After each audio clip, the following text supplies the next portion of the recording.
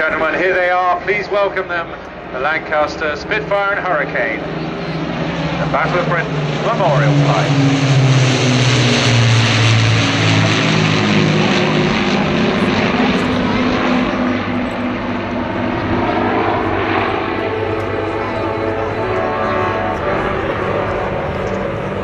A remarkable history contained in that simple three-ship formation there. The brainchild of absolute geniuses of aircraft design, matched with the outstanding Merlin engine. Sidney Cam, R.J. Mitchell and Roy Chadwick, between them conspiring to come up with these three remarkable and iconic aircraft.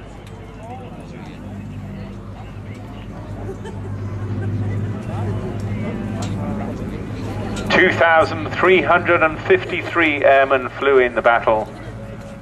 574 of them were not even British.